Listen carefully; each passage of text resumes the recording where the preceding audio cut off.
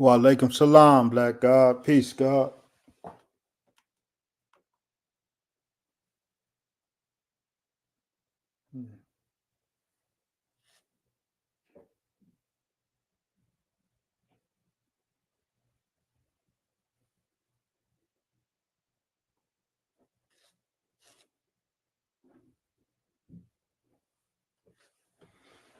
Wa alaikum salam. Salam alaikum, family.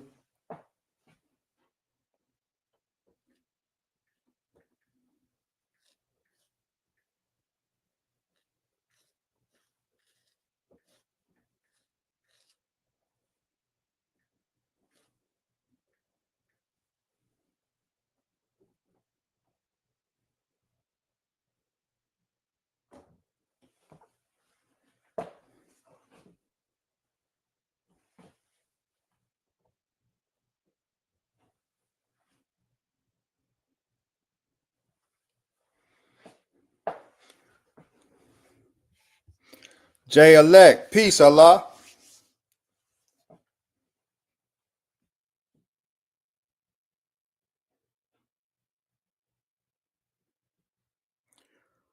Brother Brass. What's that? Brass Taxi. Yeah, it was explosive indeed. I'm glad you read it. Brother Carey, peace, God. Assalamu alaikum. This isn't going to work. No, it's not going to work.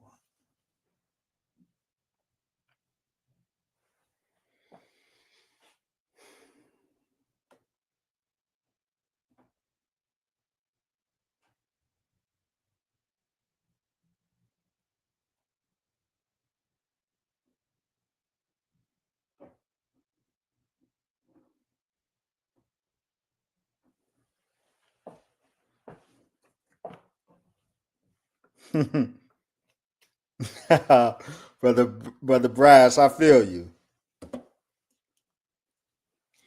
We're just gonna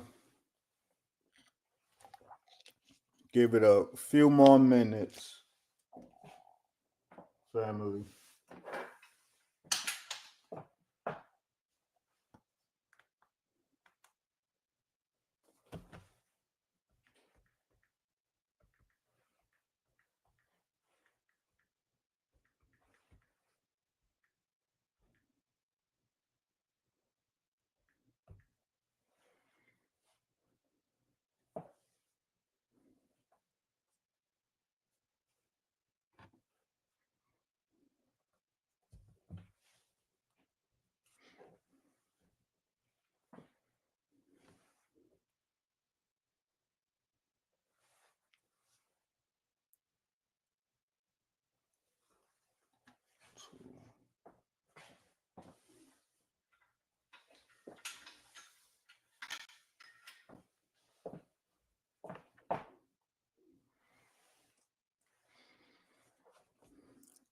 Wa alaikum salam, El Amin. Thank you, sir. Brother City. Wa alaikum salam. Brother Antoine, I don't know if Sister Candace Owens has read any of my stuff, but she definitely is a brilliant sister. And while, of course, we can't agree with all of her positions, but there's much that we absolutely agree with, and there's no denying her brilliance. So may Allah protect our sister.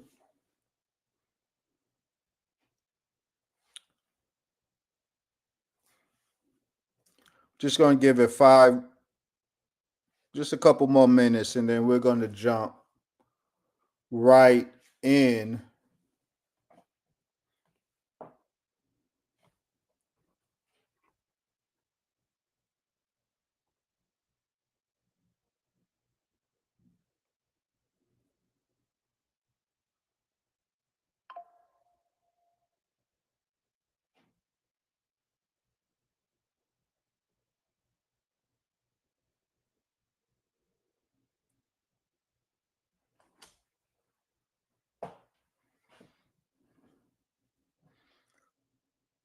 Walaikum salam, Brother Salim. It's good to see your words, beloved.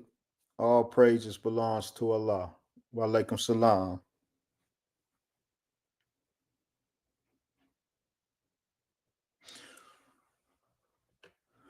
So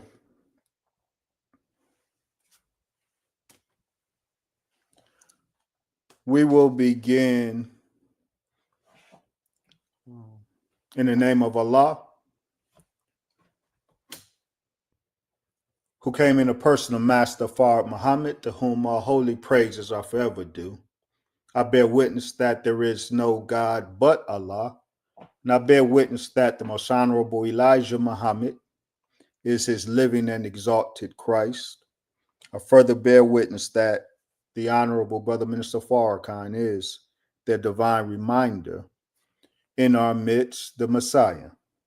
In their names, family, I greet you. In the nation of Islam's greeting of peace, Assalamu alaikum. For those who are joining us, I'm humbled and honored by your presence, and that you will give me a few moments of your time.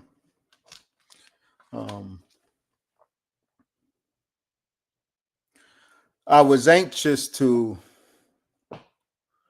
get here today to have a conversation around a bombshell article.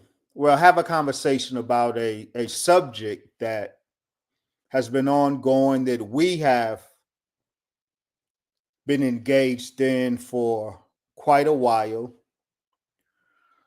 But something new dropped on the landscape that I wanted to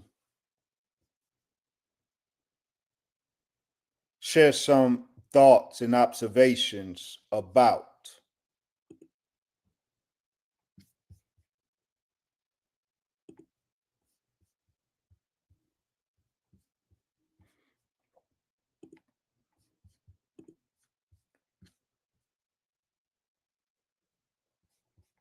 Brother Warren, I want to pull up that first slide.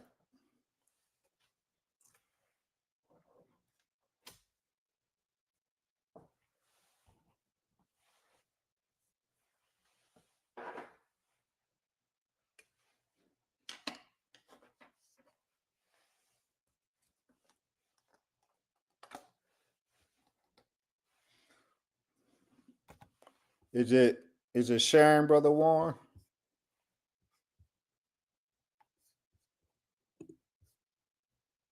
Okay.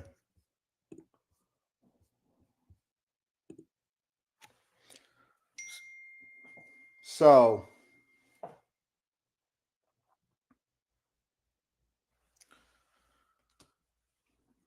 this article dropped on April 7th of this year.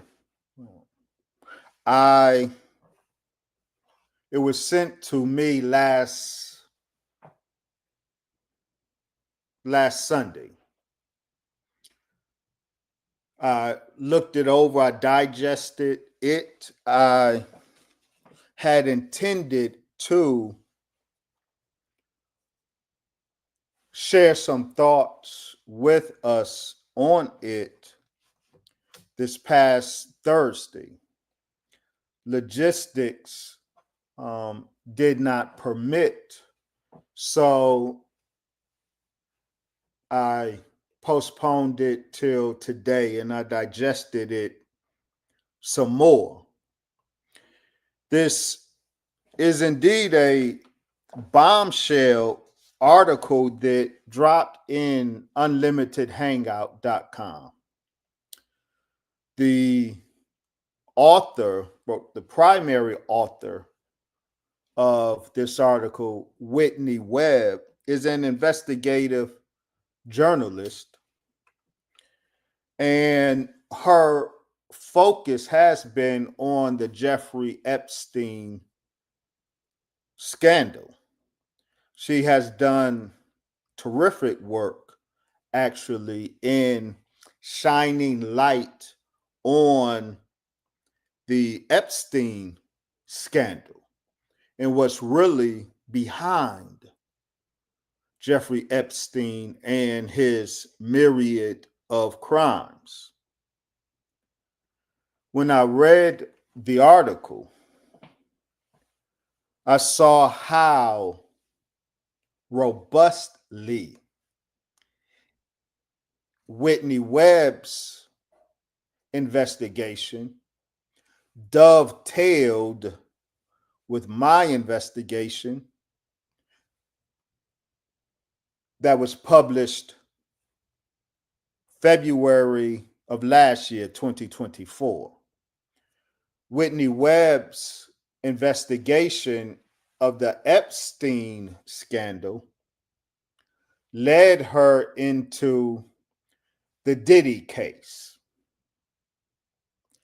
And in a series of her current series of articles, as you see, one labeled under blackmail, the early intersections of Diddy and the Epstein network,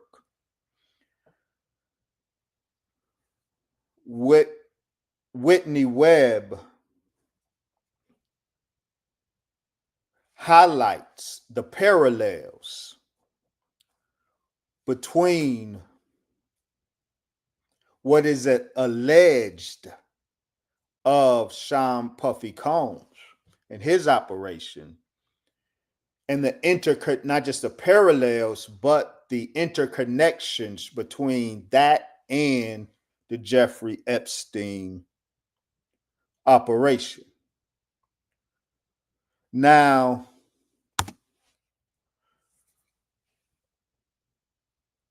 Whitney Webb's article and series, her investigation, as I read through, it's a lengthy piece, the first of 3 installments.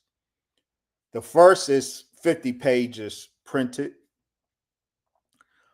But last year I wrote a 240-page book on the very subject. So when it was sent to me and I scanned through it, I was excited to get right into it and digest it to see where Whitney Webb's investigation and my investigation converge, where they diverge, if they do. And as I read through this 2025 investigation, I was very encouraged and excited to see the level of intersection between Whitney Webb's investigation and that of my own. So I want to, in the brief moments that we have together, put the two in conversation. I want to put Whitney Webb's 2025 investigation in conversation with my 2024 investigation. Of course, when I wrote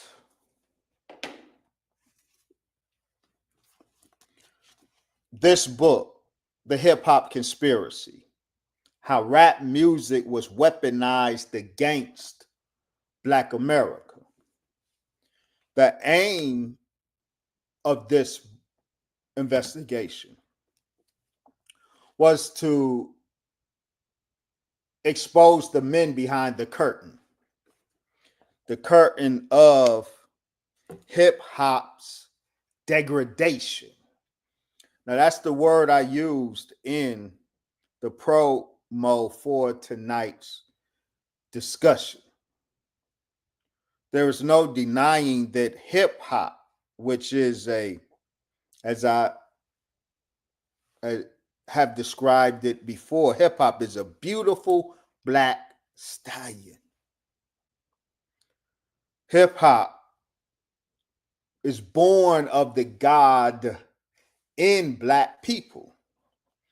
And hip hop has the power to be a catalyst in the rise and resurrection of Black people.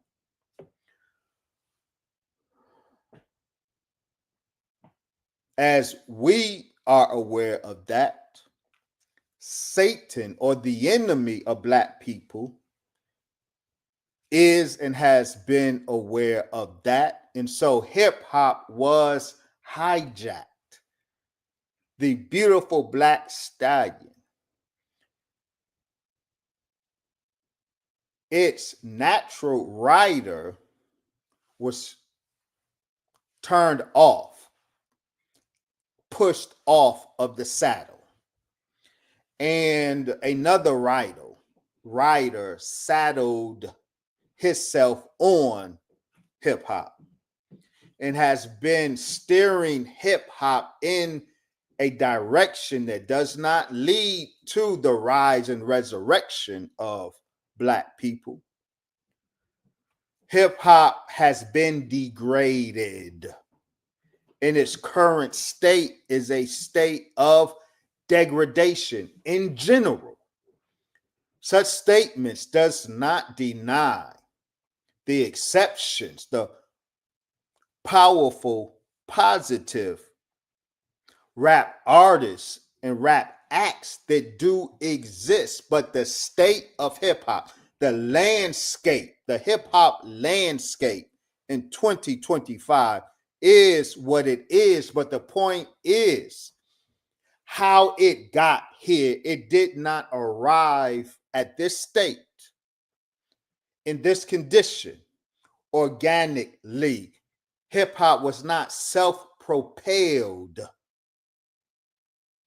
and ended up here by its own devices. Hip hop was ushered into the state and condition that it is in. And so my book in 2024, February 2024, The Hip Hop Conspiracy, set out to shine light on the forces responsible for ushering hip hop into its current state and condition.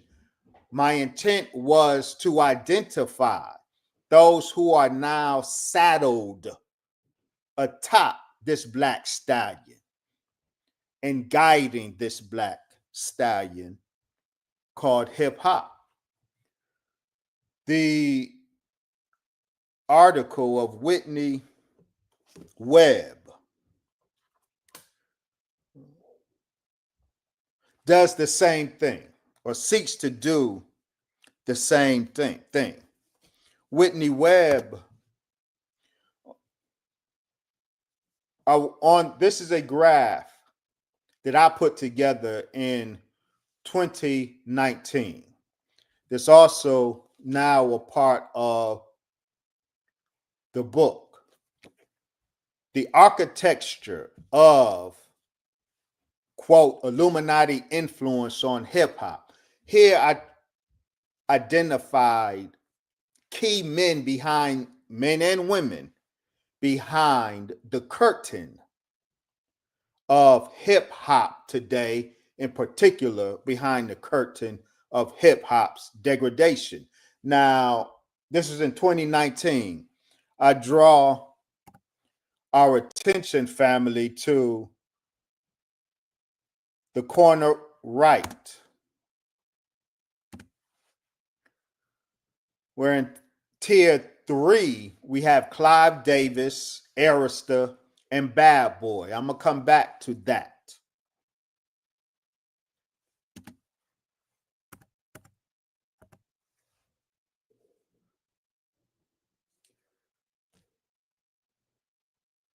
Whitney Webb's investigative report, one label under blackmail, the early intersections of Diddy and the Epstein network,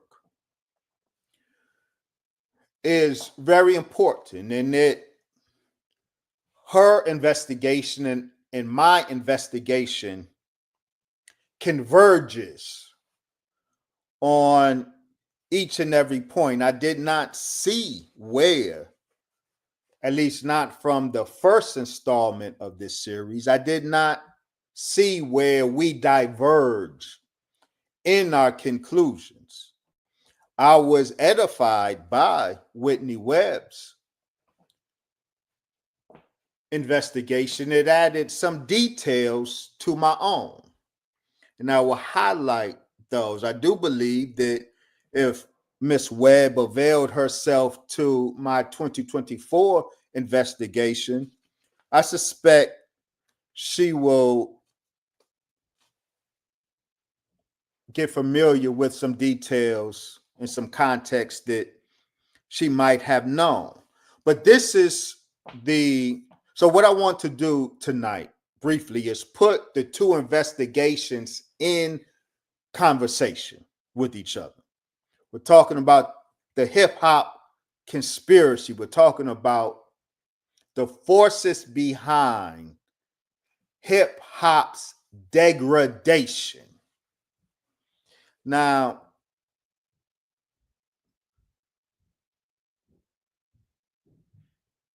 in November of 2023, I went to New York, and I was speaking in New York, and this was right when the Diddy story was just beginning, was taking off. I don't remember if his house was just raided or if he was arrested at the time, but the story was just breaking. And so at the venue where I spoke, during the question and answer session, a brother stood up and asked me what I thought about the Diddy situation, but he followed that question up quickly with his thoughts on the matter.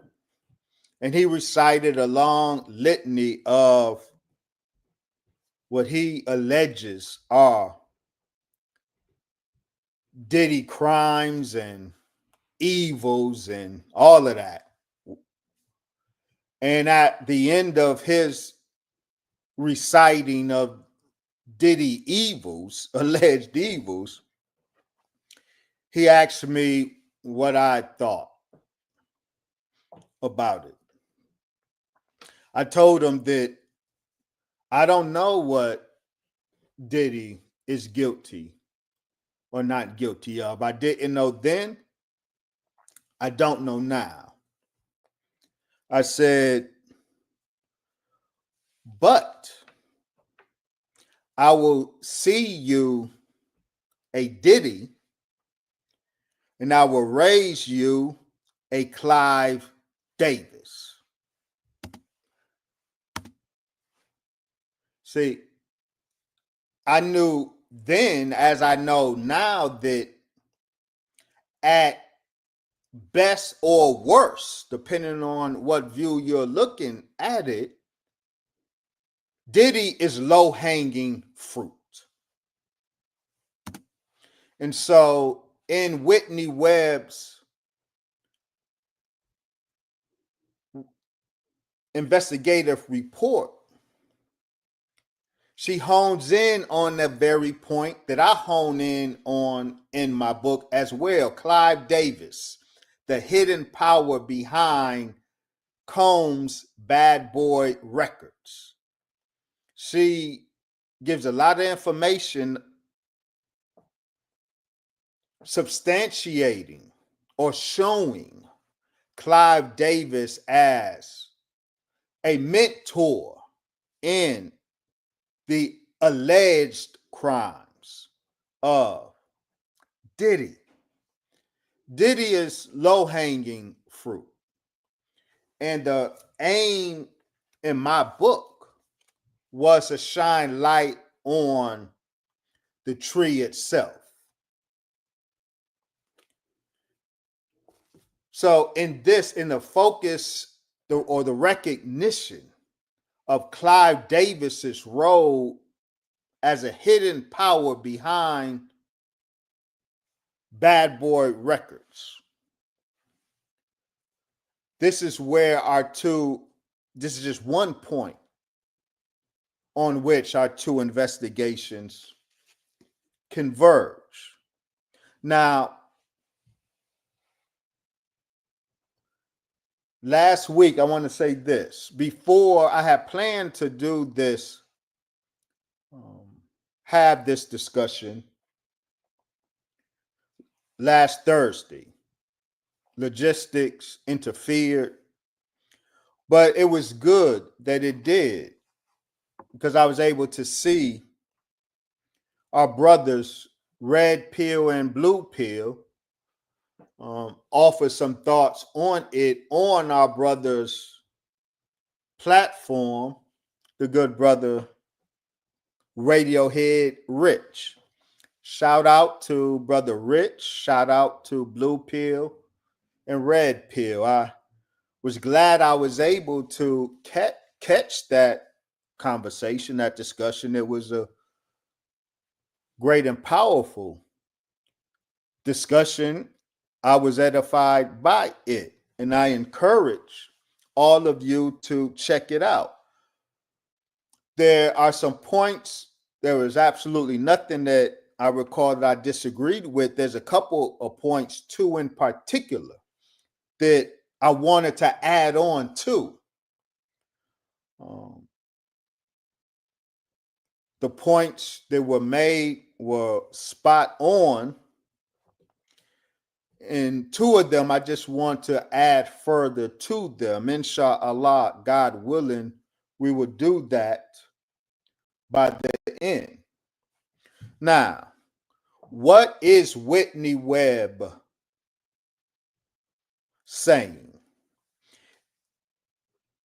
And how does it intersect with what we said in 2025? Okay, let's get into it.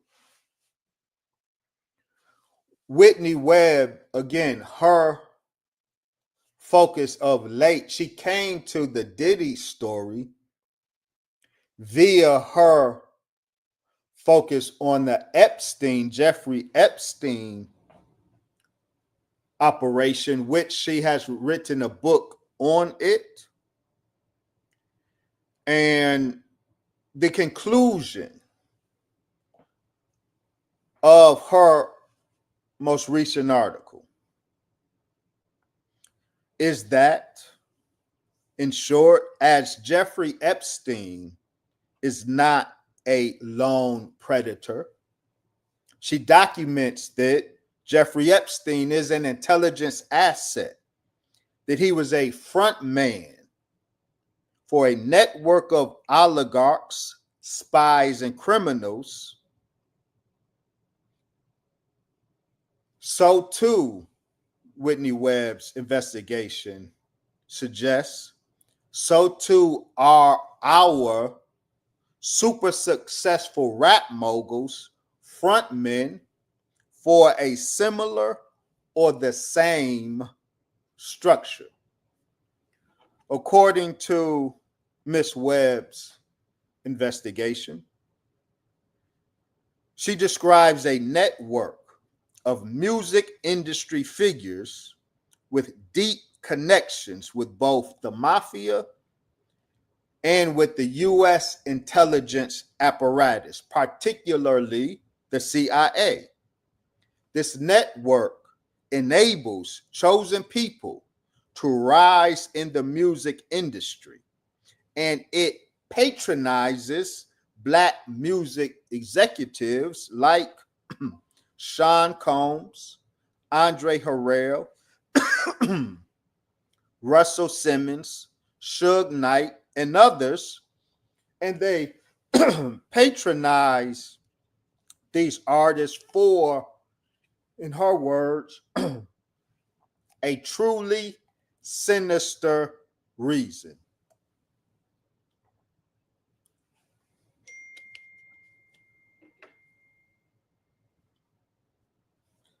For a truly sinister reason.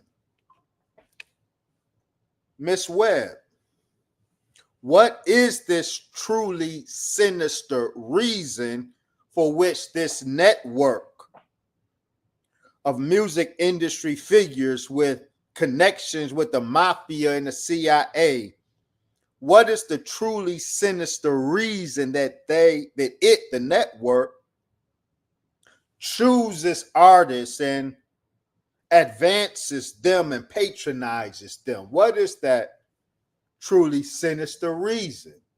We're going to unpack that. Miss Webb, her investigation indicates that it is this shadowy network of criminal and intelligence linked entities or elites, criminal and intelligence linked elites that are the people behind the curtain. Now, I want to read her words from the article. We are going to go through, read some portions of her article, and discuss, going to read some portions of my book and discuss and highlight the interconnections.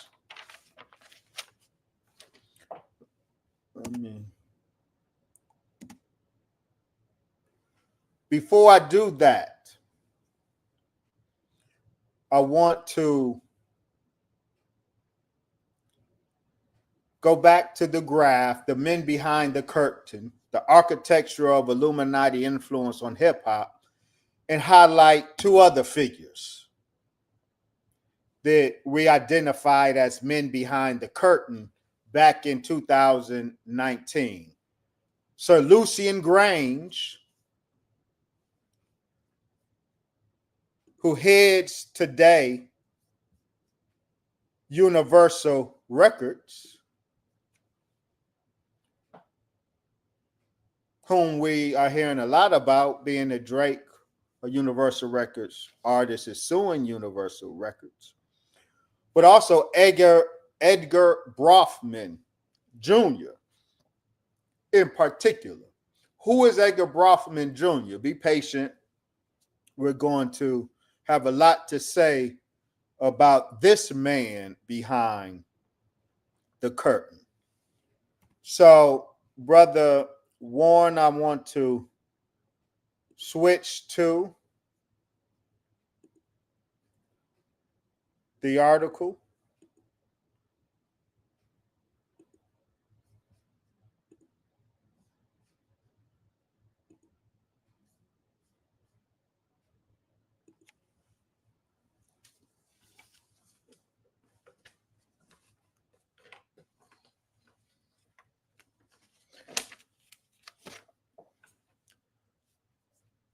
Reading some excerpts from Miss Webb's report.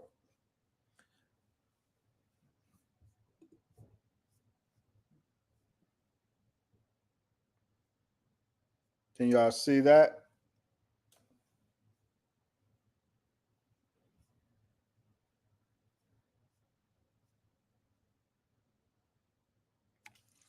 Miss Webb says,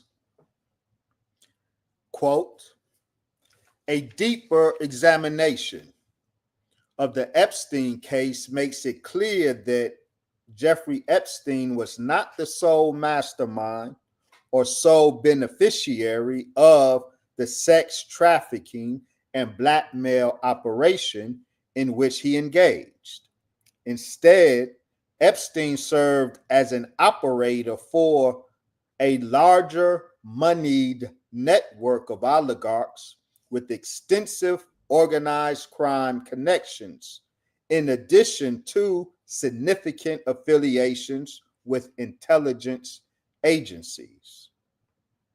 He was also more than a sex trafficker for this group, having aided this network extensively in arms trafficking, money laundering, and other crimes, many financial, that fall outside of the focus on his sex-related offenses. It should come as no surprise upon closer examination of Sean Combs that, like Epstein, he was operating on behalf of a larger network that he did not ultimately control. Instead, it arguably controlled him. As this three-part series for Unlimited Hangout will endeavor to show, Combs was acting on behalf of an oligarch network that directly overlaps with that of Epstein. However, Combs was used to influence a different industry and a different community for the benefit of these intelligence and organized crime connected oligarchs. In other words, this network used Jeffrey Epstein to target one community, and this network uses our black rap moguls to target another community, i.e., the black community. Webb says, it appears that this network's interest in Combs, as well as his mentors, was part of something much larger that sought to target not just the hip hop industry itself, but the African American community at large. End quote. And this is why the subtitle of my 2024 book is How Rap Music Was Weaponized Against Black America. Rap music weaponized against Black America.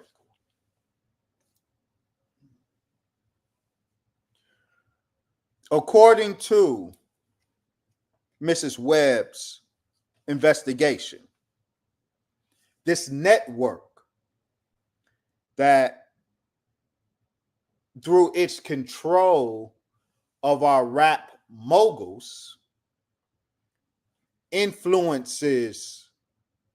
targets and influences Black America. This network uses drugs, alcohol, and gay sex to compromise and then to control artists.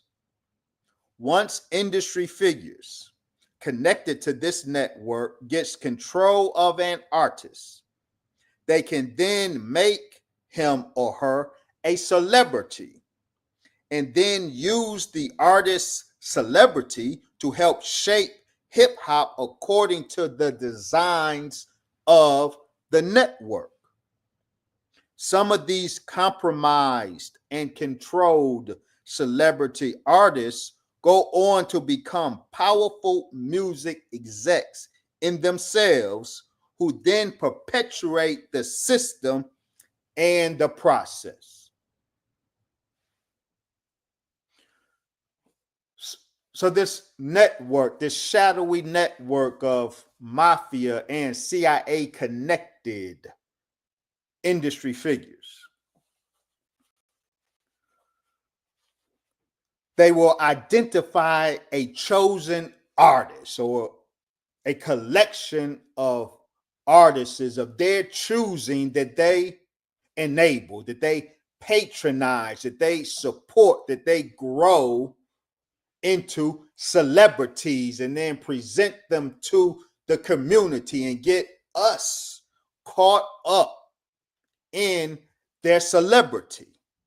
But because these artists have been compromised by the network through drugs and alcohol and gay sex, This gives the network control over them. And by making them celebrities that we in the Black community become beholden to, the network is able to shape and influence Black America, Black culture. This is what Whitney Webb argues in her report, and this is what we argue in our 2025 investigation. Now,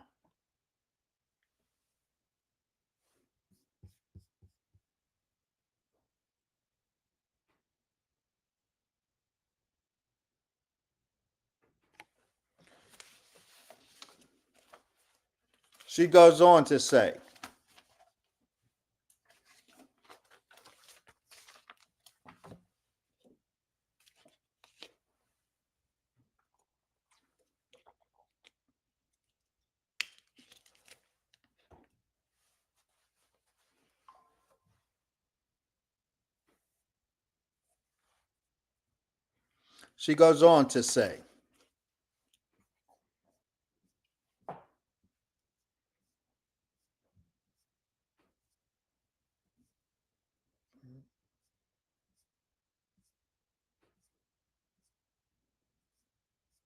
this is a powerful report.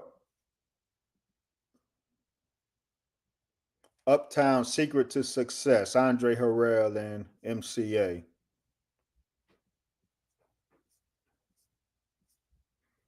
But I want to get someplace else.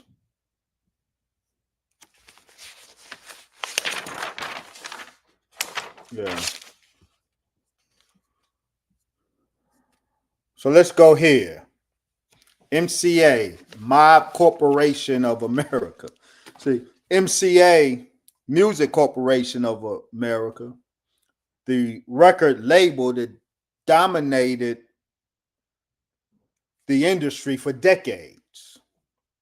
MCA Inc. also dominated the movie industry for decades.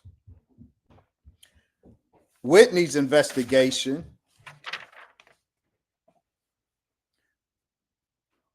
causes her to rename MCA Mob Corporation of America. She and others have documented the connections that MCA has with the Gambino and Genovese crime families. In fact, it has been documented that MCA Inc. intersected with a cabal of CIA and mafia figures, and that this cabal had been known as the octopus because its tentacles were everywhere. MCA itself also came to be called the octopus. In fact, MCA's work with the CIA, the music label, MCA's work with the CIA is acknowledged and classified by the U.S. government on the grounds of national security. It is believed that MCA Inc. acted as a global front for the intelligence community and organized crime in arms trading, money laundering, and biowarfare research. These are the people who control Black culture by controlling the most influential shapers of Black culture, arguably, are hip hop artists and hip hop culture. What Miss Webb says, and I want to read this, and I'm going to go over to my book.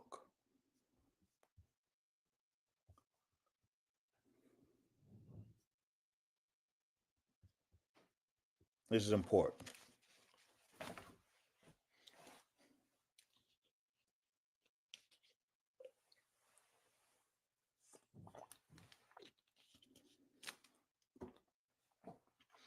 Miss Webb says this, quote, between 1994 and 1995, MCA was acquired by the Brofman family company, Seagram's. Brofman, remember Edgar Brofman that I highlighted at the top of the graph that I produced, the architecture of the Illuminati influence in hip hop. You remember that, Edgar Brofman? This is the family she's referencing. We're going to look more closely at them when we get into my investigation. She says between 1994 and 1995, MCA was acquired by the Brofman family company, Seagram's. A few years later, the Brofmans also took control of Def Jam. The Brofmans, like MCA itself, have an extensive history of organized crime connections, which date back to the mob brokered bootlegging of American prohibition in the 1920s. The Brofmans, particularly Edgar Brofman Jr., negotiated major deals with Sean Combs in the early 2000s, 2005 in particular. She goes on. In 1991, this is important. We're going to unpack this, inshallah. She says, in 1991, Edgar Jr.'s uncle, Charles Brofman, teamed up with Leslie Wexner, then already very intimately tied to Jeffrey Epstein, in 1991. They teamed up in 1991 to create the study group or mega group. Remember that, mega group. We're going to return to them and that shortly.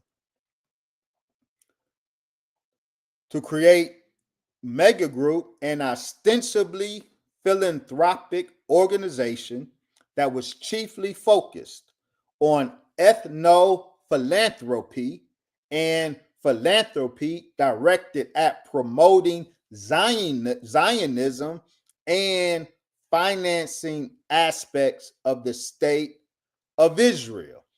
I don't want to unpack those words just yet because I'm going to do so in some detail in a minute.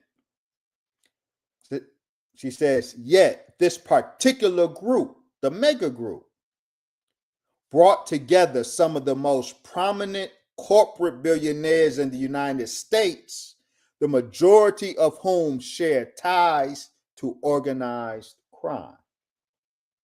Another member of this exclusive club, the mega group, was director Steven Spielberg, a protege of Lou Wasserman and Sidney Sheinberg.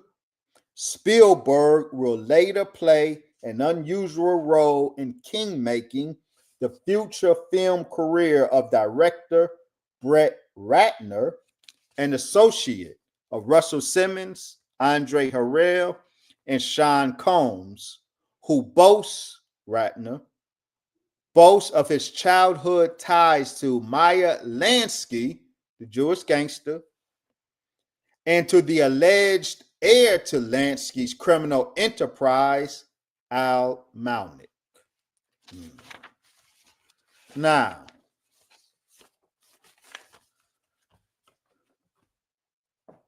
I want to unpack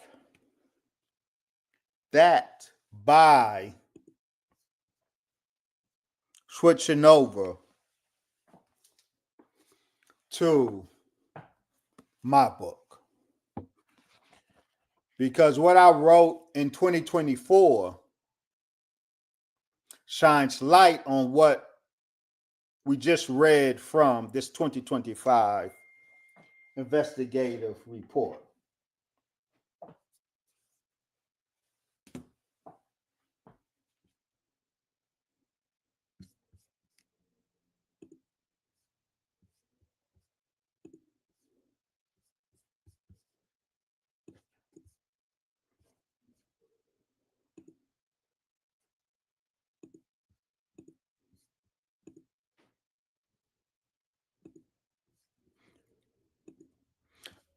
Brother Warren, can you share the screen, please?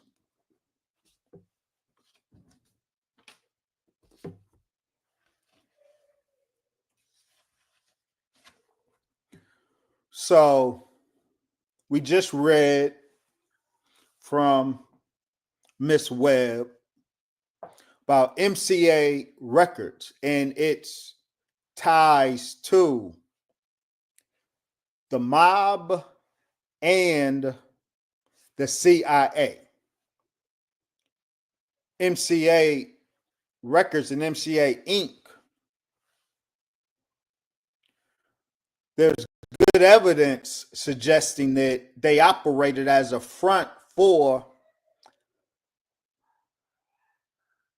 this cabal of intelligence and mob linked people who engaged in arms dealing and money laundering and biowarfare research. We learned about, or we heard from Miss Webb about the Brofman family.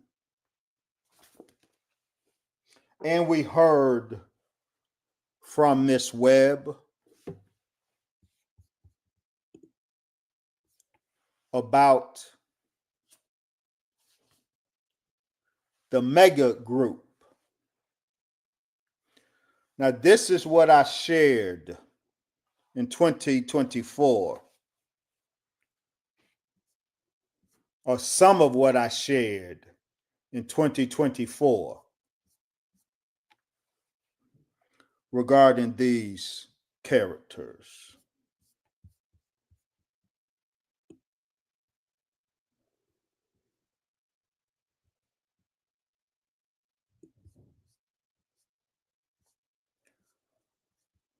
So in part, in the section of my 2024 book, Who Controls Hip Hop? Is where I'm reading from. Chapter 4 is titled by question. Is there an Illuminati influence in hip hop? And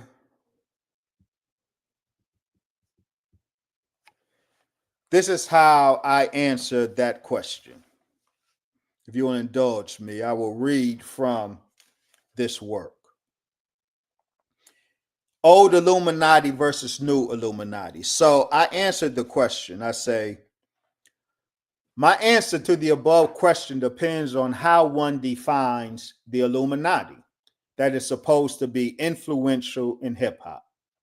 Most proponents of and deniers of an Illuminati presence and influence have the Bavarian group founded in 1776 by German professor Adam Weishaupt in mind, with its dark symbolism, odd ritualism, and secret hierarchy.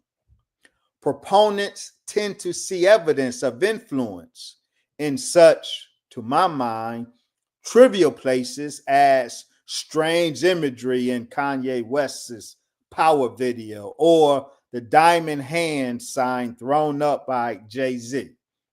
Personally, I am not such a proponent.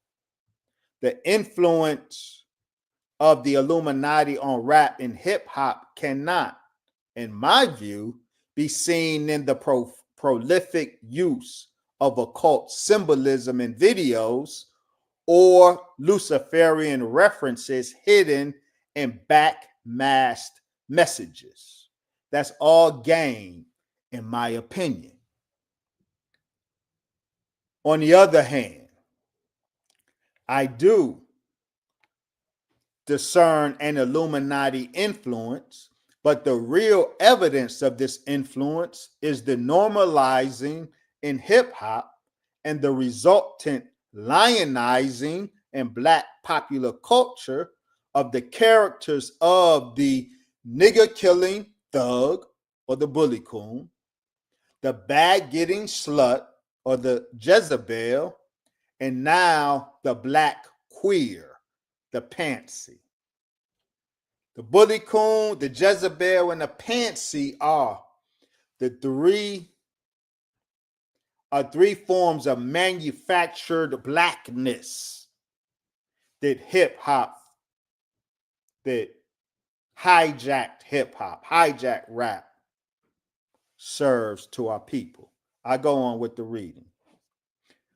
The forces behind these developments are a new establishment Illuminati that operates differently than the old establishment Illuminati. While the latter, the old establishment Illuminati, with Rothschild's money, orchestrated revolutions to achieve its aims, the former, the new establishment Illuminati, with Brofman and Geffen and Blavatnik money, promote pop stars to achieve its aims. Most people remain stuck in old establishment ideas of power and control, an indistinct tangle of power and influence, wielded by a mighty, semi-secretive establishment composed of business-suited men who were groomed at New England prep schools and Ivy League universities, and that cloistered in proverbial smoke-filled rooms of exclusive leather-filled clubs of the East Coast. Rooms such as the Den of the Arden House, the former country retreat of the Harriman family.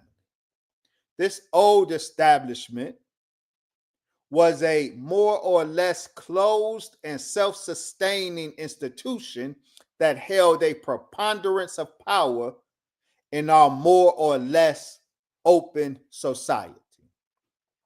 The Bavarian Illuminati is more like this type, but this old establishment Illuminati has now, for all intents and purposes, been replaced.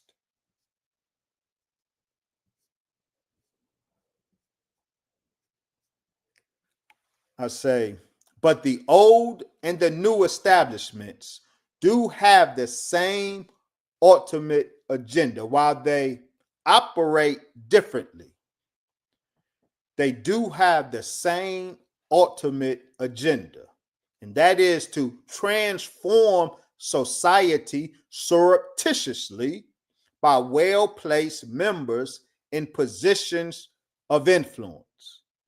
It is my argument that both old establishment influence and new establishment influence is evident in hip hop, but the old establishment influence is more Canadian than German. The Rothschilds are German, the Brofmans are Canadian. More philanthropic than philosophic. I shall explain. Let me interject here, family. You can get the book yourself. I'm now going to be reading extracts from the book. You can get the book yourself. Avail yourself to this investigation at the website drwesley.info. drwesley, WESLEY.info, INFO. So after distinguishing the old establishment Illuminati from the new establishment Illuminati, then I hone in on the Brofmans and the new Illuminati. And this is what I say. Who are the Brofmans that Miss Webb discussed? The Rothschilds baking family, I say this in answer to that question. The Rothschilds baking family were the central financial institution of the old world Illuminati. The Brofmans are central to the agenda of the new world Illuminati. Described as those later day Rothschilds, the Brofmans are Russian Jews who immigrated to Canada. Except that they are almost certainly richer and without a doubt more secretive, the Brofmans have become the Rothschilds of the New World, writes Peter C. Newman, the Brofmans' biographer. Even the poor Brofmans have billions. The name Brofman in Yiddish means liquor man. The family patriarch, Sam Brofman, made his fortune in liquor, gambling, prostitution, and drugs. The Brofmans flooded America with bad whiskey or rot gut during Prohibition. They were the principal suppliers of bootleg liquor to the Meyer Lansky National Crime Syndicate. Is Samuel Brofman the patriarch of the Brofman family? I said then the Brofmans would work closely with U.S. intelligence, and we document that. And then from the Brofmans, I highlight the mega group. Who and what are the mega group? I wrote, as reported by the Wall Street Journal, in 1991, a profoundly important meeting took place, inaugurating what has come to be called the Mega Group, a, quote, loosely organized club of the nation's wealthiest and most influential Jewish businessmen. Leslie Wexner, Charles Brofman, Edgar Brofman Sr., Steven Spielberg, Lawrence Tisch, just to name a few, are members of the Mega Group. The Mega Group is an informal but all-powerful policy-making group of Jewish nationalists, mega billionaires, able to deploy billions of dollars in ethno-philanthropic causes. Their main ethno-philanthropic, spending money to advance their ethnic agenda, ethnic causes. Their main preoccupation and the raison d'etre of the group is Jewish nationalism and its causes, including the state of Israel. The mega group is more old establishment in its form and function. When they meet, it is frequently at a member's residence. For example, in the Manhattan apartment of hedge fund manager Michael Steinhardt. The mega group was a Brofman-centered institution. Edgar Brofman Sr. Please remember these names, Edgar Brofman Sr., Edgar Brofman Jr. in particular. We're going to have much to say about these two. Edgar Brofman Sr., who was the head of the World Jewish Congress, has been called the, quote, king of the Jews. He, quote, belongs to that small circle of New Yorkers who can get presidents to answer their phone calls. So the mega group, this powerful group of billionaires who pool their money to advance their ethnic causes, the group that Miss Webb, Whitney Webb, highlights in her investigative report. The center of this group are the Brofmans, the Rothschilds of the New World, the Rothschilds of the New World Illuminati, if you will. Then I go on from liquor to music because the Brofman family became billionaires from liquor. First bootleg, and then through Seagram's, moving liquor, producing and moving liquor was their signature commodity. But then they traded liquor for music. Excuse me.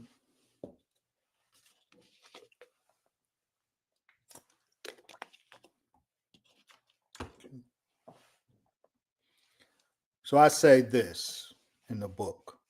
With the encouragement and approval of his father, Edgar Brofman Sr., Edgar Brofman Jr. purchased Universal MCA Records. Let me back up. So this mega group, this Brofman-centered group of Jewish billionaires who got together to use their money to advance causes important to their ethnic group. They would meet at the homes of members and discuss their agenda. This group first got together in 1991. You can rest assured that after they got together in 1991, one or more of their group meetings had hip hop on their agenda. You know that for sure. Whatever member's home they met at, and at whatever meeting it was, I don't know that. I don't know that we will ever know that, but we do know that at one of those meetings, the agenda included hip hop.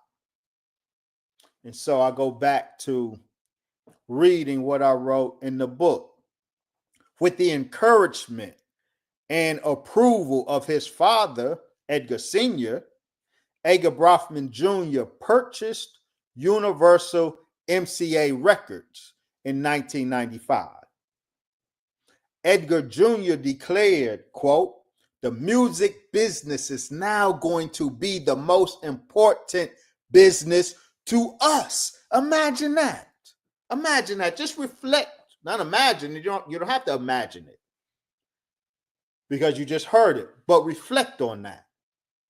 The Brofmans, with all of their billions, liquor-based billions, they shuttle that enterprise and switch to music. And Edgar Jr. says the music business is now going to be the most important business to us. To us who? His father, Edgar Sr., told him that the move into music, quote, is the best way to take care of the next generation, end quote. So look, the Brofman-centered mega group, this group of multi-billionaires,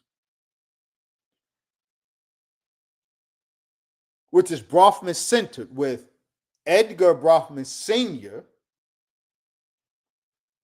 and his brother Charles Brofman, they are both the key members of the mega group.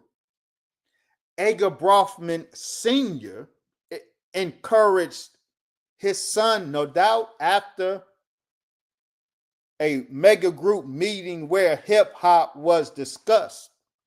Edgar Sr. of the mega group encouraged his son, Edgar Jr., to sell their liquor stakes and trade it for a stake in music. And Edgar Sr. says that the move into music is the best way to take care of the next generation of who? See, mega group is ethno-philanthropic. They are advancing the causes perceived good or beneficial for their people. How is the takeover of hip hop? How is the takeover of hip hop the best move, the best way to take care of the next generation of their people? How is that? Edgar Sr., back to reading, Edgar Sr. is not simply speaking of the next generation of Brofmans. The raison d'etre of his mega group was advancing the causes of Jewish nationalism. The move into music was part of this larger agenda, as we shall see. And here we have on the far left, Edgar Brofman Sr. In the middle, Edgar Brofman Jr. And on the right, Charles Brofman. Edgar Sr. and Charles, they are brothers. They are the uncles of Edgar Brofman Jr.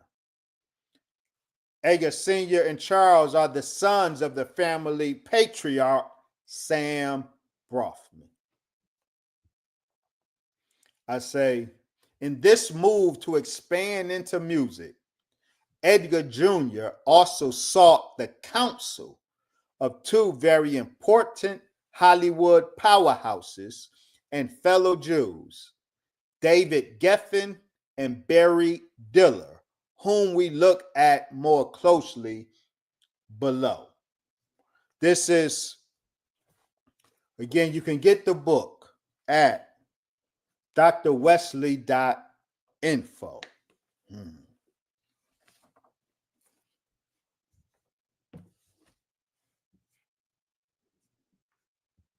Now we bring it home. Listen to this. I go on to say, Edgar Jr. built Universal Music Group. MCA became Universal. Sir Lucian Grange. Okay. Edgar Jr. built Universal Music Group into the world's largest record company. That's Edgar Brofman Jr. built Universal Music Group into the world's largest record company. And this has significant ramifications. Noah Hubble announced in 2014, in his article, "One label controls almost all hip hop, and that's a problem for music fans." He says one label controls almost all hip hop, and that's a problem for music fans. This is what he writes in 2014. Quote, of the top 25 charting hip hop singles in 2013, Universal Music Group had a hand in 20. And when you look at the hip hop landscape as a whole, the reality that one company is completely running the game is almost unavoidable. Cash Money, Def Jam, Aftermath, Rockefeller, Good Music, TDE, and Bad Boy are all in Universal's stable. Brofman, stable. Mega Group, stable. Not only do they control your corporate run suspects, they also control the rappers who are expected to change the game, like Kendrick and Kanye.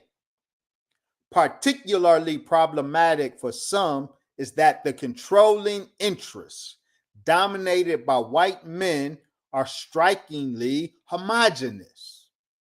The danger is that white men have no stake in hip hop evolving culturally. These white men have a big stake in evolving hip hop culturally. That's the point of my investigation and Whitney Webb's investigation. But let me finish quoting Noah Hubble. He says, quote, Universal Music Group has within its grasp our collective artistic future and through that a straight shot to our souls. So,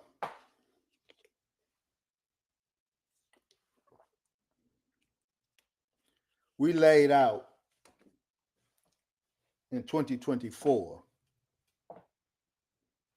the Brofman Mega Group MCA intersection, their takeover of hip hop, and their reasons for doing so. So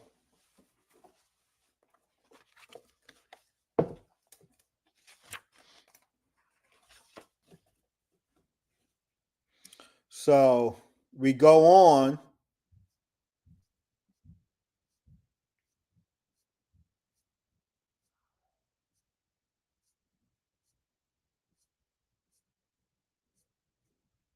And in chapter 5, we discuss the Velvet Mafia and hip hop.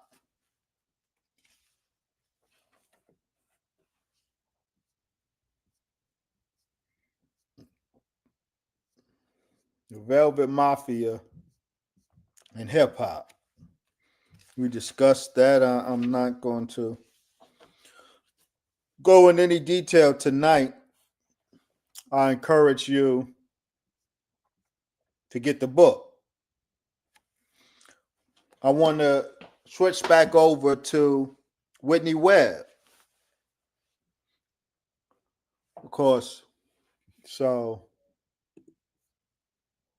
coming out of this,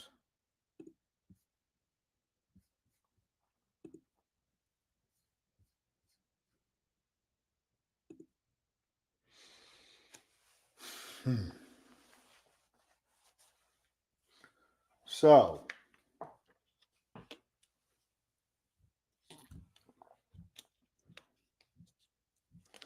at the beginning, we quoted Whitney Webb saying that this shadowy network of mob linked and CIA linked industry figures,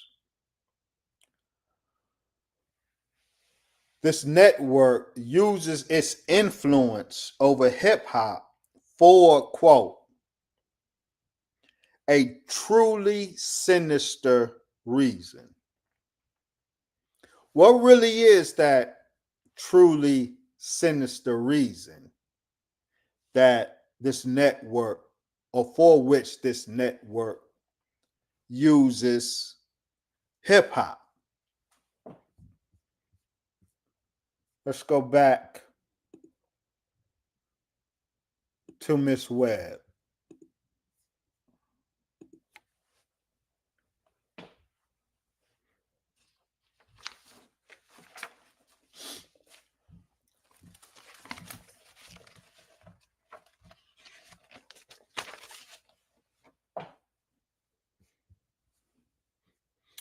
I'm back on the article, Brother Warren.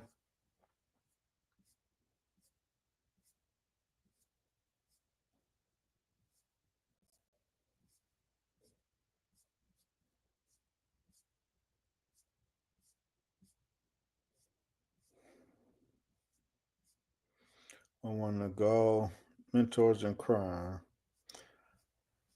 I discussed Clyde Davis in detail in the book.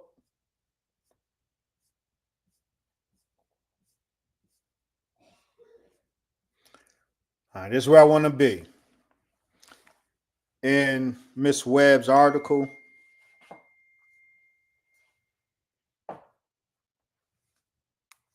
in Miss Webb's article.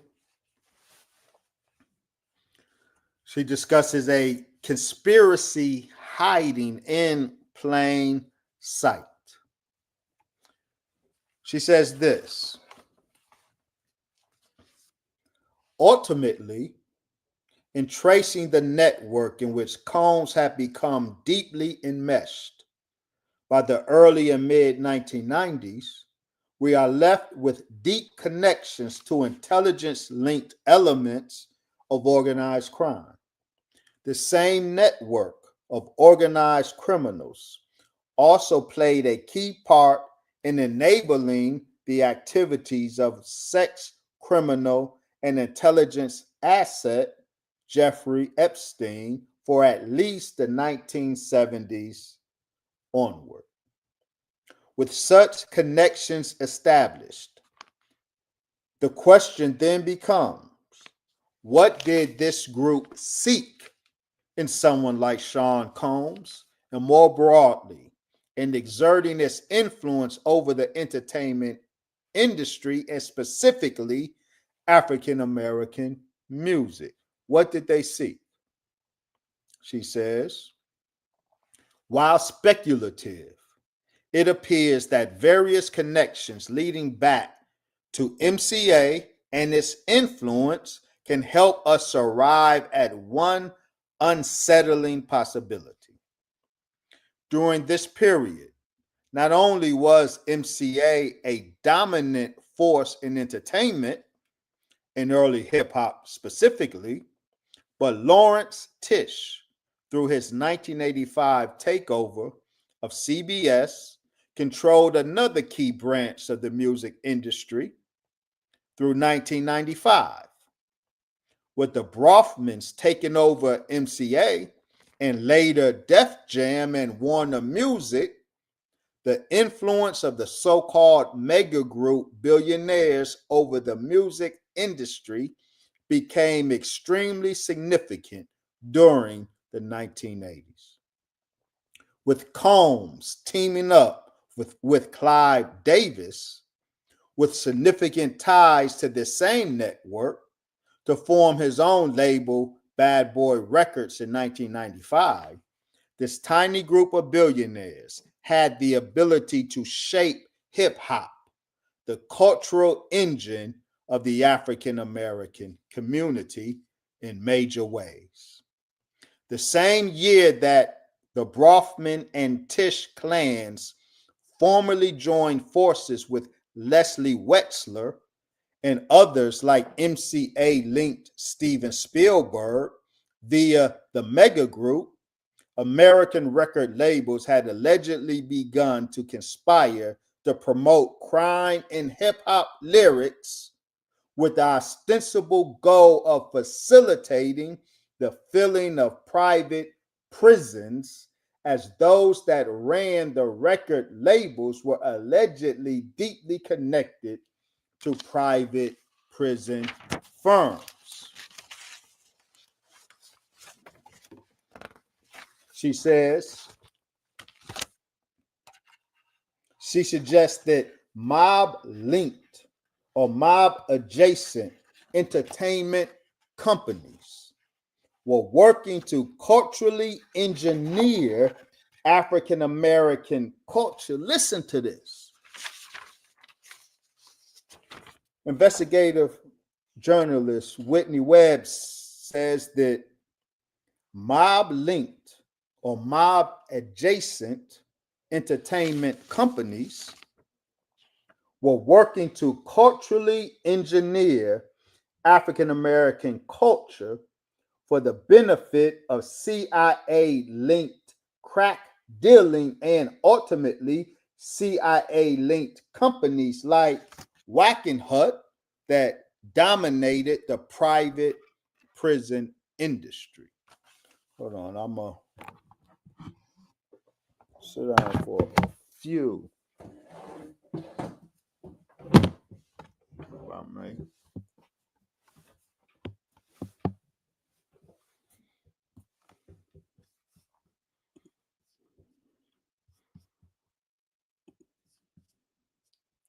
She says, Given the above, all the elements of a perfect storm to perpetuate mass incarceration of African Americans were put into place along the same timeline and by many of the same actors deeply tied to the CIA and organized crime. When we add the alleged efforts to stoke violence in hip hop, as exemplified by Combs and his Bad Boy Records, after he had become enmeshed in this very network, as well as his West Coast rivals, Death Row, we'll get to them, we have yet another component that suggests this network used its influence over the hip hop industry to socially engineer criminal behavior while also ensuring that cheap, addictive drugs and cheap guns simultaneously flooded urban African American communities. Now, this is a heavy, heavy charge.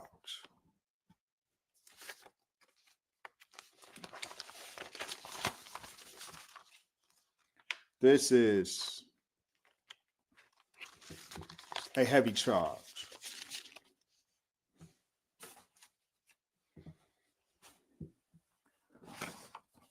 Miss Webb. So the answer she gives to her, or to our question, from her claim that this network commandeered hip hop for a truly sinister reason. And we asked the question, what is that truly sinister reason? And the answer she gives, based on her meticulous investigation, the answer is they used hip hop to shape Black culture in a way that promotes criminality, that promotes drug use and drug abuse, that promotes violence. And a culture of drug use, a culture of violence, a culture of criminality feeds the prison industry. And these executives have investments in the prison industry. Now, of course, Ms. Webb discusses the infamous 1992 whistleblower letter that alleges a meeting occurred where the plot to use hip hop to fill the private prisons was conceived. I discussed that letter in my book as well. To Ms. Webb's credit, she makes a strong case for its legitimacy. Absolutely, she does. Now, Ms. Webb says that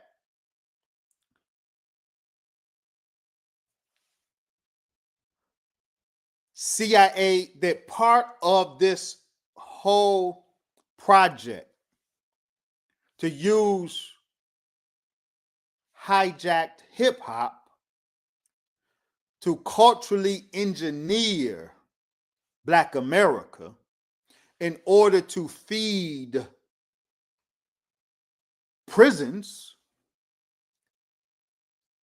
Mrs. Webb suggests that CIA drugs, this is that part of this project includes or involves the CIA's dumping of drugs in the Black community and the dumping of guns in the Black community. She suggests that, but she doesn't go too deep into that. I want to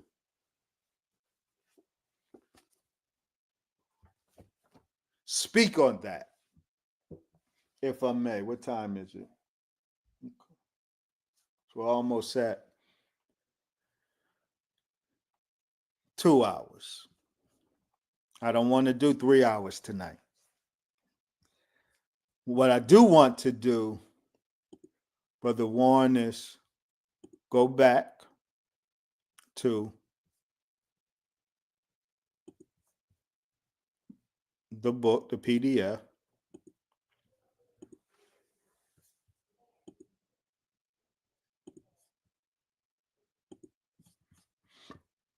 Please share the book, the PDF, Brother Warren. And we are going to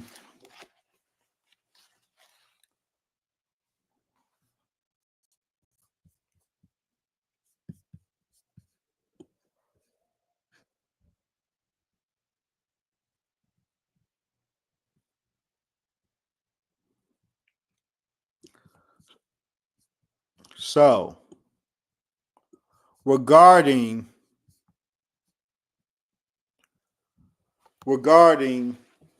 Miss Webb's suggestion that cheap drugs and cheap guns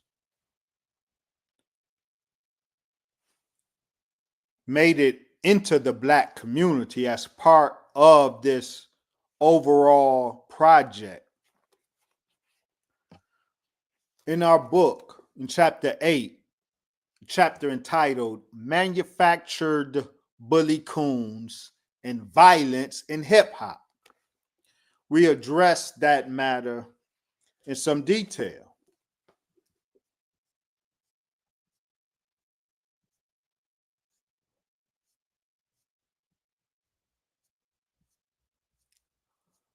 I want to take us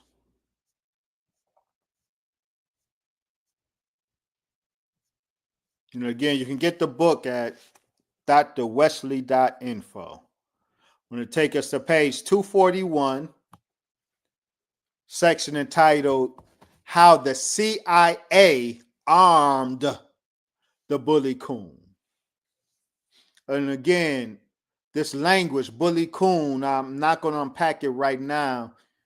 Get the book, unpack it in the book. I discussed the CIA and the crack Holocaust. Again, shout out to the late Gary Webb. I don't know if there's a connection with Miss Whitney Webb, but Gary Webb absolutely is a martyr for the exposing of hard truth. Gary Webb's expose documenting the connection between the CIA, its cocaine, and the crack epidemic and Holocaust that was spawned, that expose was truly amazing. He was killed, suicided for that revelation, for that expose, but it must be noted that his expose came on the heels of the revelation of the same fact by the Honorable Brother Minister Farrakhan 2 years prior.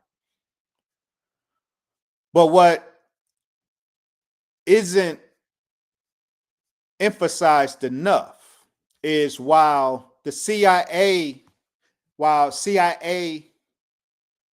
cocaine was flooding the Black community with the help of Freeway Ricky Ross becoming crack cocaine.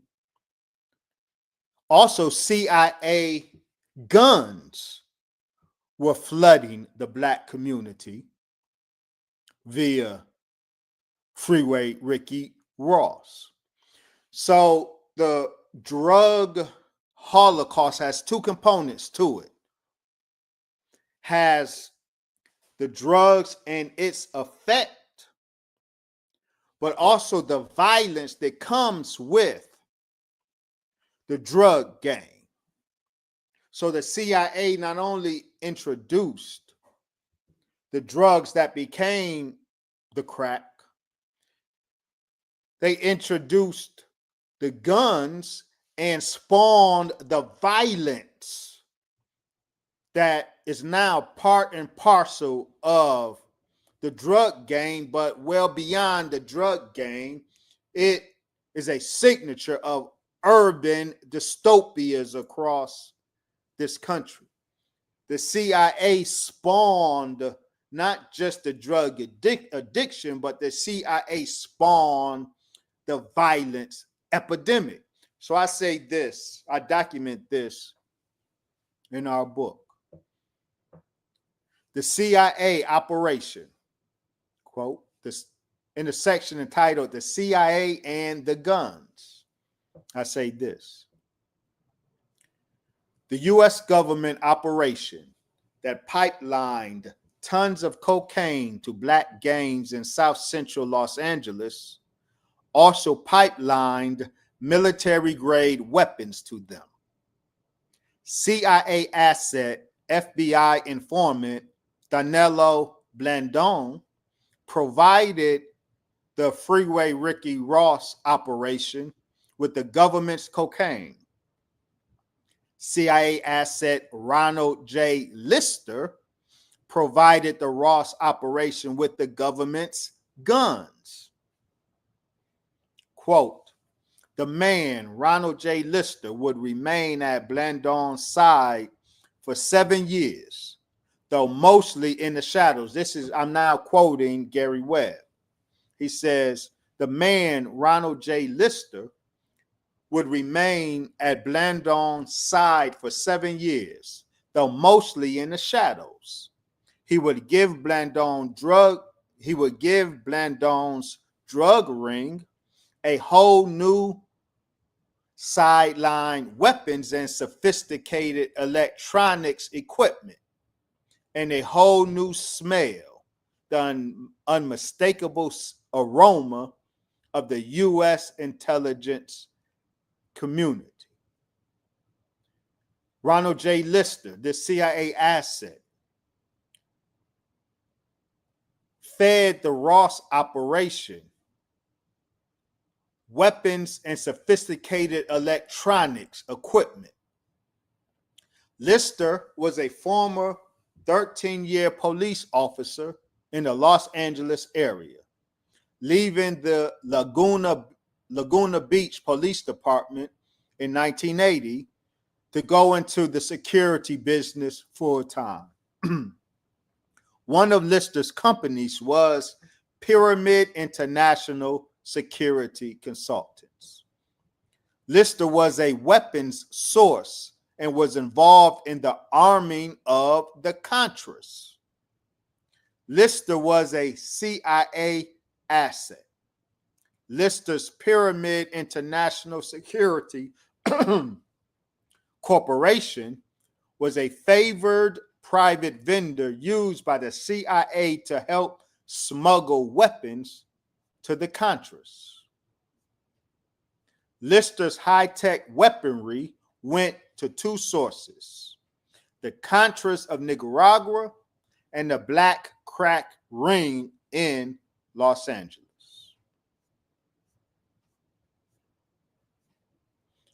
So I document that gun violence in Black America is a legacy of Langley, CIA headquarters, Langley.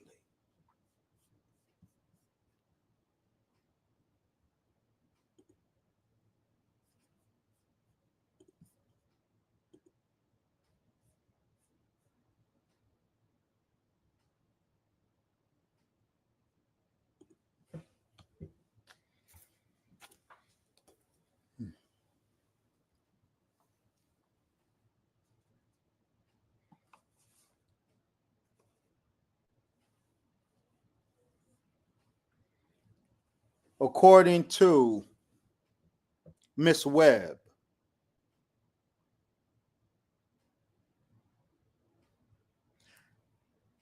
the 1990s rap industry was manipulated by music execs and private prison investors to encourage criminality and increase incarceration rates. She says mob linked entertainment companies such as MCA and Arista, formerly CBS, they began financing the glorification of drug dealing in movies and music in 1991, the year the mega group got together. Miss Webb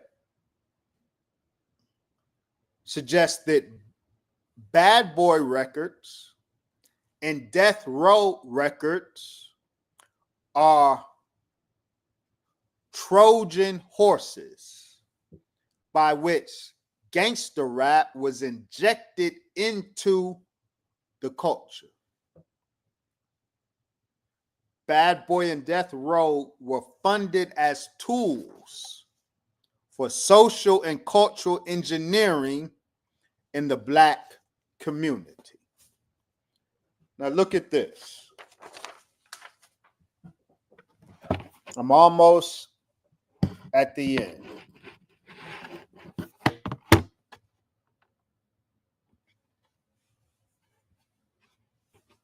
Almost there.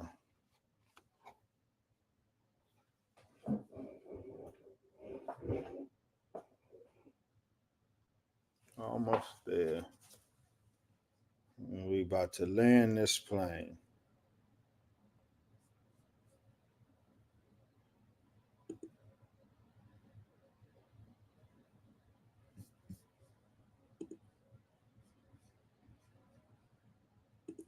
We're about to land the plane, I promise you.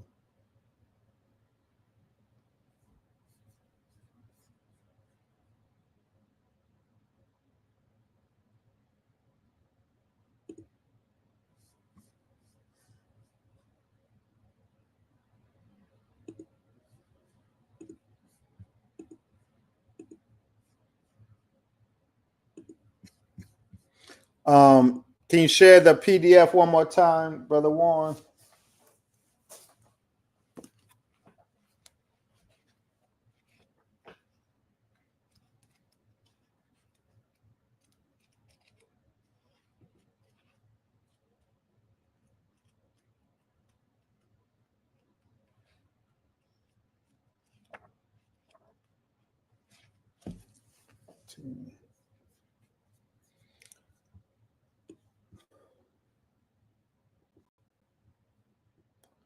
So look,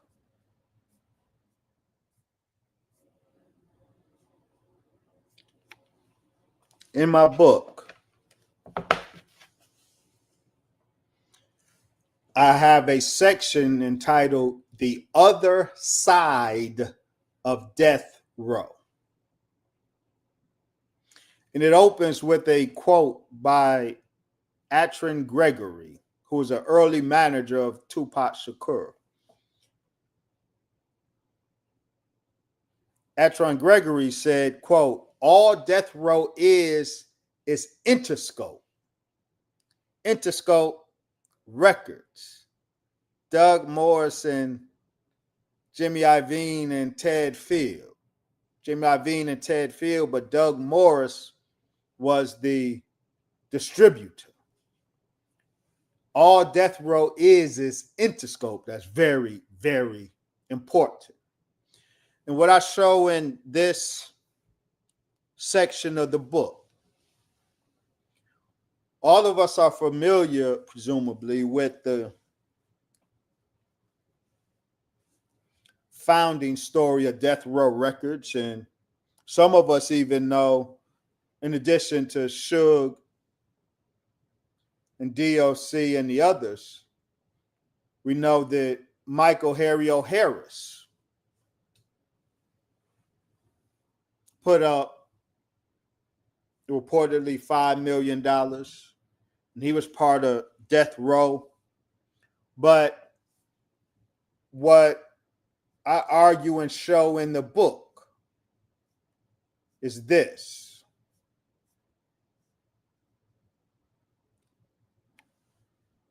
These are the men who really brought us Death Row Records. The men who really brought us Death Row Records. You don't see Suge. You don't see Dre. You don't see DOC. You don't see Harry O. The men who really brought us, focus on the language, brought us. I didn't say founded Death Row Records, but the men who really brought us Death Row Records and its content and catalog and the effect that that content and catalog has on the culture.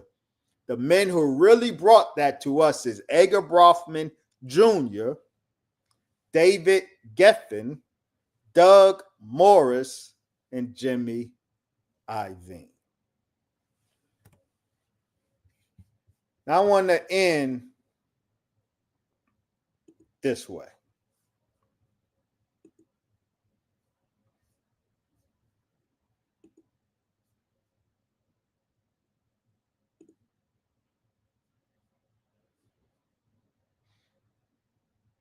I'm going back to the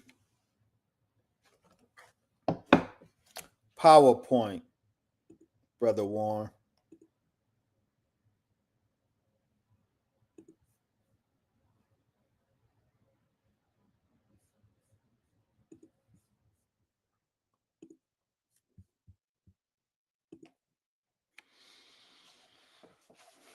So,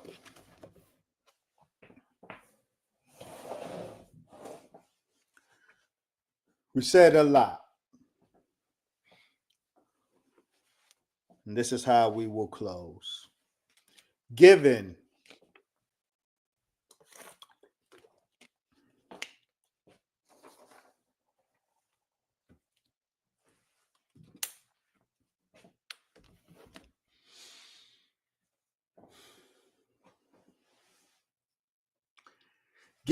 all that has been said,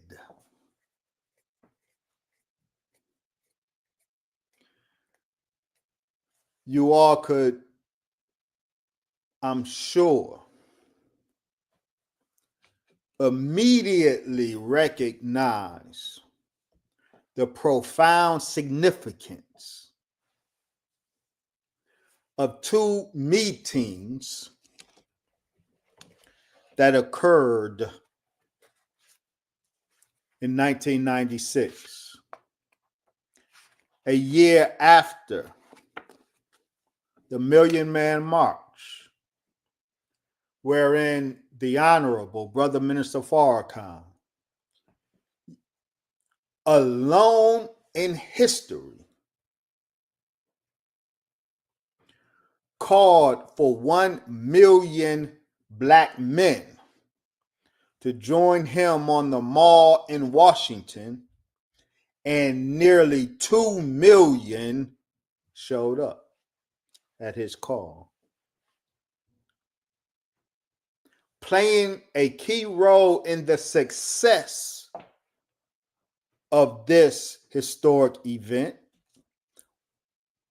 were a slew of hip-hop artists.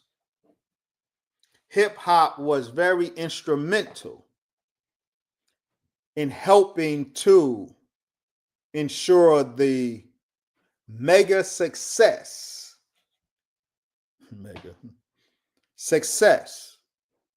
of that grand event in 1995.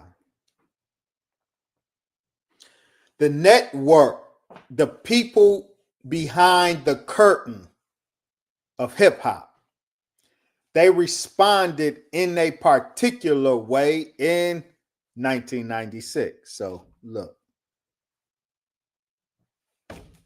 2 meetings occurred that year. And again, with what has all been said up to this point, you will be able to immediately grasp the profound significance of both meetings. The first meeting, January 1996. If you would visualize in your mind this scene.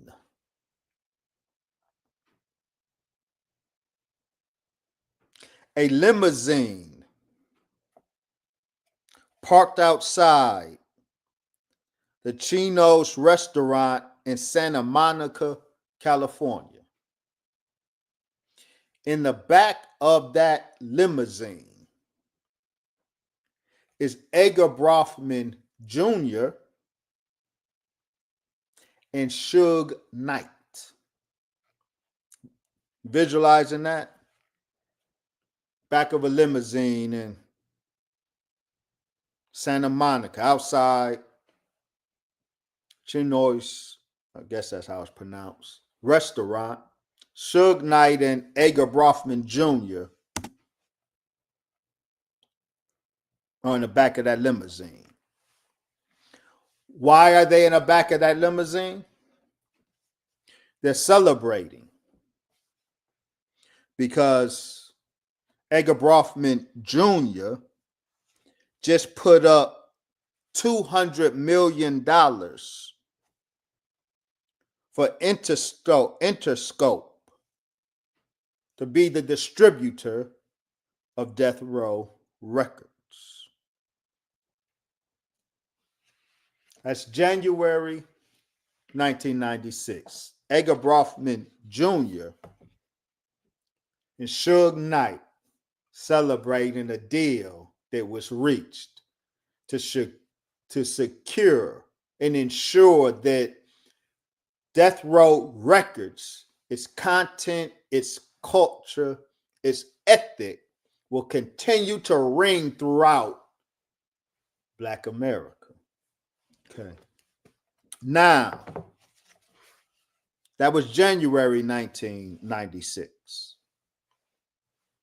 Now I want to take you to April or maybe May 1996. An equally important and arguably an even more important meeting takes place. It's not in California, Santa Monica, California.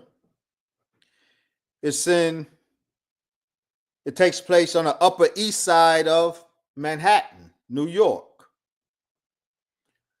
This meeting isn't between Brofman Jr. and Suge Knight. This meeting is between Brofman Sr.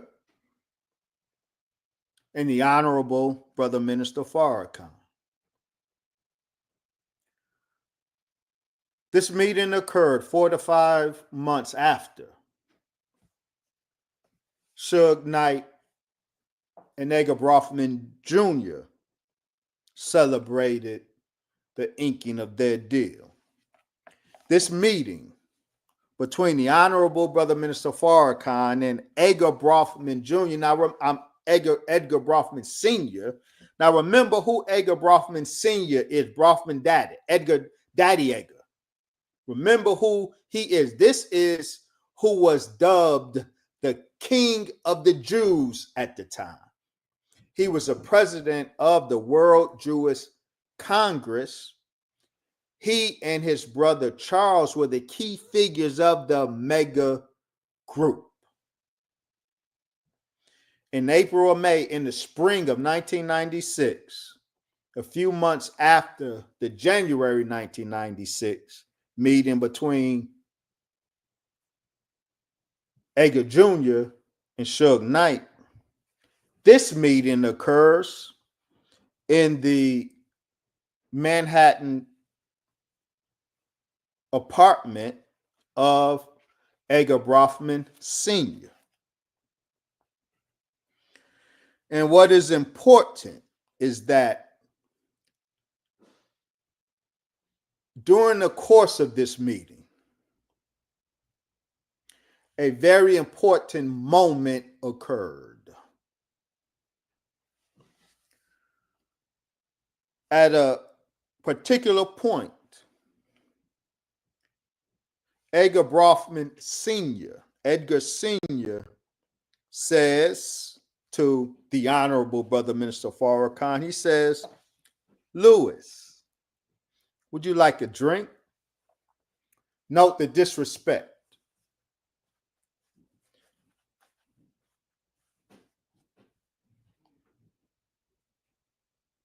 Lewis, would you like a drink?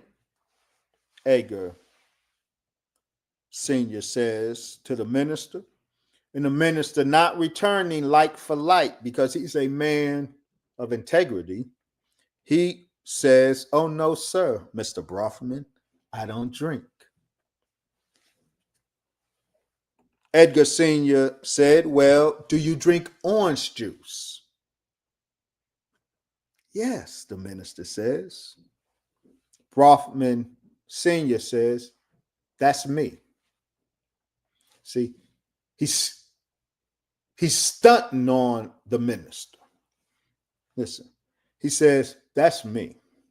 You know, Tropicana juice that became a staple in the hood for a while.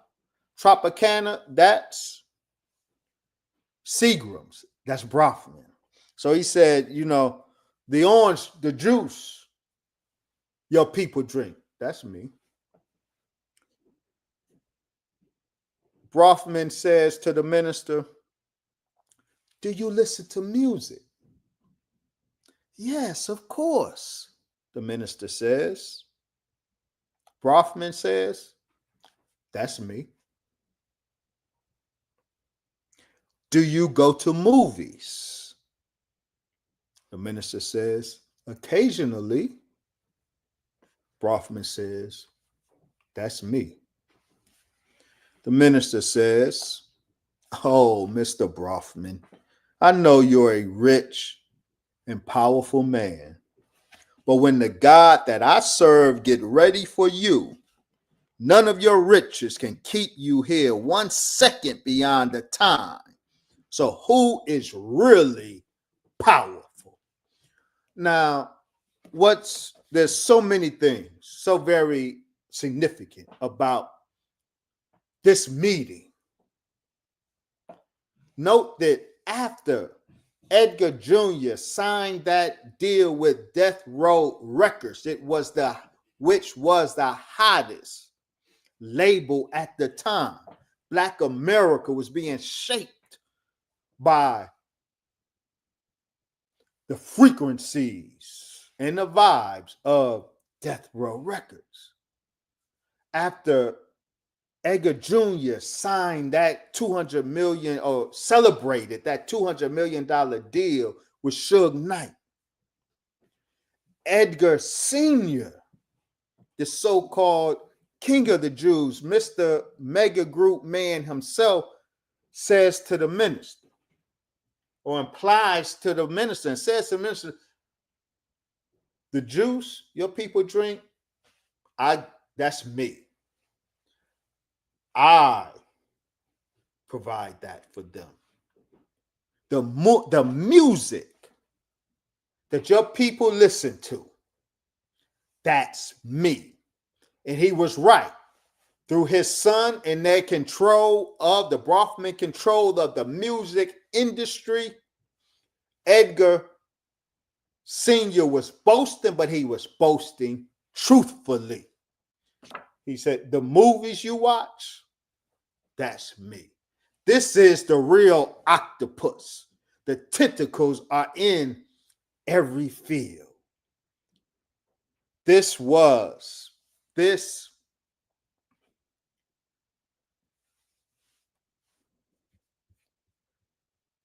is extremely important. It is a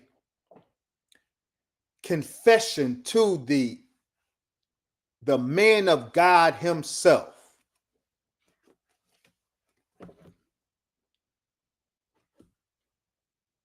The role that this network has in controlling and shaping the music that we listen to, that we are shaped and influenced by. In so many ways, this meeting in spring of 1996 was like the meeting between Jesus and Satan on a mountaintop. So I'm going to end there 2 hours and 10 minutes. That's better than the last time. There were some other things I wanted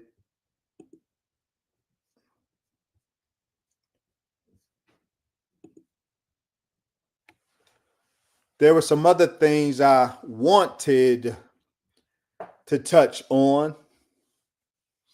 I can't do it tonight. I'm going to limit it to these 2 hours. But I will close with this. See, this network chooses artists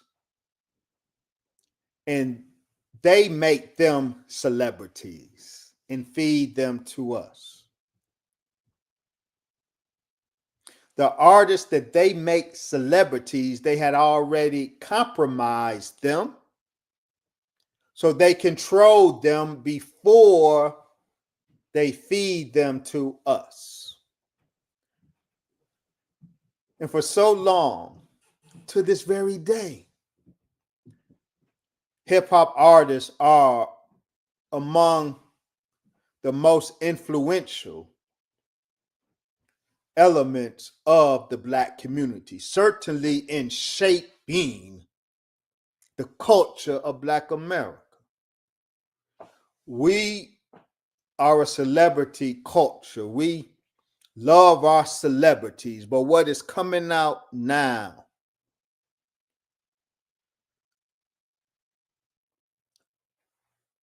where we used to admire these celebrities, we can really now only feel pity for them. The more successful artists, the greater their celebrity, the greater the likelihood that they were compromised and controlled, and so they deserve our sympathy.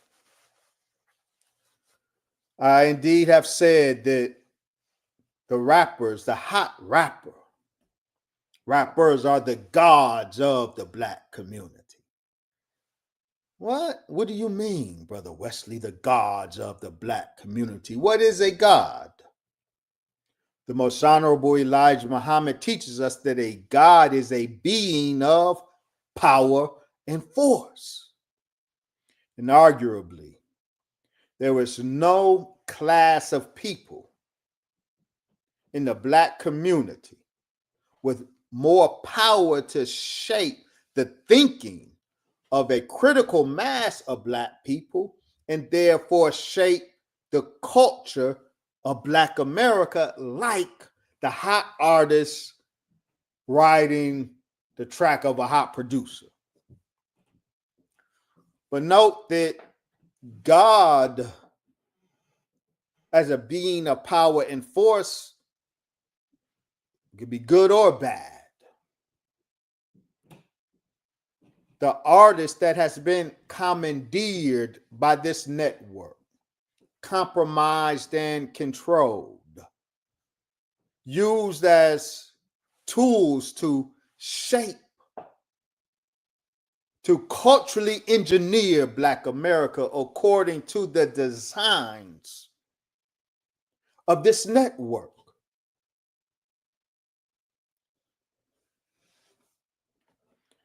This information is important. We are seeing the industry and our artists not as trees before us,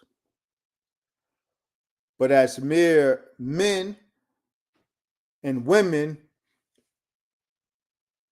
but men and women who are very much victimized.